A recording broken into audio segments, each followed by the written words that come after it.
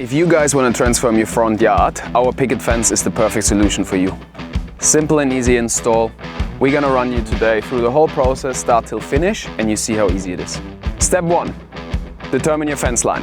Step 2, put your first post in. Step 3, build panel by panel. Step 4, you have the whole frame already, so you put your pickets in. And step 5, finish it off with some beautiful caps. So before you build our fence, you need following essentials: star picket, clamp, shovel, string line, PVC glue, tape measure, sanding knife, a post hole shovel, a level, a rubber hammer, and a bucket. Step 1, determining the fence line. For that, I dug this hole 600 deep. We want to make sure we have a 50 mil gap underneath the bottom rail. This is where our bottom rail is going to go. So I need to level that post. So now I'm going to wet the hole, put my quick set in, and that's our first post set. We can see that the ground here is slightly going up. So that means we want to have our fence following that ground level. So to do this, we're going to set 2 string lines. One string line makes sure that the fence is in a straight line. The second string line is going to determine the height of the posts all along the fence. Alright, so now I want to know what the height of my post is here, 1200. So now I transfer those 1200 to my star picket down there. So last thing we need to do is set our string line.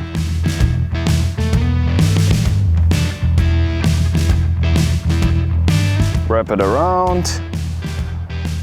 Make sure it's nice and tight. So now that I marked my 1200 over there, I'm just going to run the second string line from the top of this post all the way to my mark there. Step 1 is completed. Now in step 2, we're going to determine the post distances. We're going to use our bottom rail because that's going to give us the best distance. So to know the distance between the posts, we're going to clip that rail in, pull it, and now we know exactly where our next post is going to go, and we can start digging again. Time to put the post in. So now I just want the string line to slightly be touching, so I give it a few taps with the hammer. This is just touching a little bit, so that's perfect. Now we can clip our rail in. So to finish the panel off, all I need to do is put my top rail in. So we're just repeating the same process, making sure our hole is 600 mil deep. The next post is going to be a gate post. That means we need to add strength. We do that by using an aluminium insert. Now I'm just going to fix the LE insert inside the post with a PEX screw. So we have the first gate post in. We have a 1500 wide gate just lying here behind me. We allow 20 mil each side for hinges and latch. So we measure 1540 from here to there to know where the next post is going to go. So we got rid of the string lines now, built all our panels. So now it's time for step 4, putting all the pickets in. So you might notice that in the back we have 3 different heights. This is because for display reasons I built 3 different types of picket fence. For you at home, it's all going to be the same height. So the first one we're going to build is Gothic fencing, which has the nice curve. So the tallest pickets go to the side, and as they become smaller they go to the inside. Just in case you ever get confused, we have numbers on the bottom here.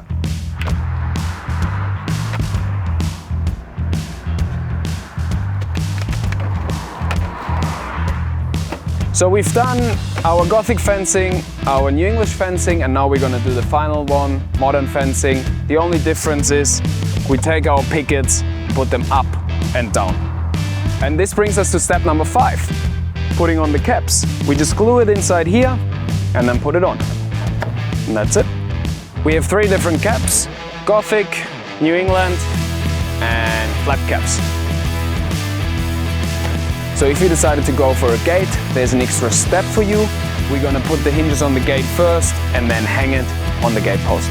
Your gate will come with the hinges and the self-drilling screws. So all we need to do is line them up with the bottom rail and the top rail of your gate, drill them in.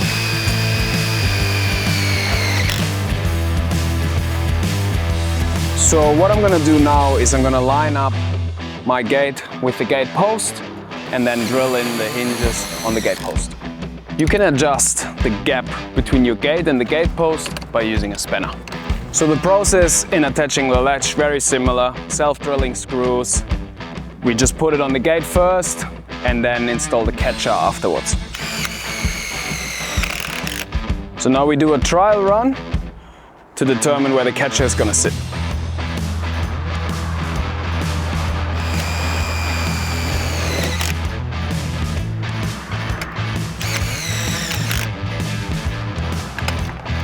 So that's it. I hope this video helps you guys. Feel free to reach out and good luck.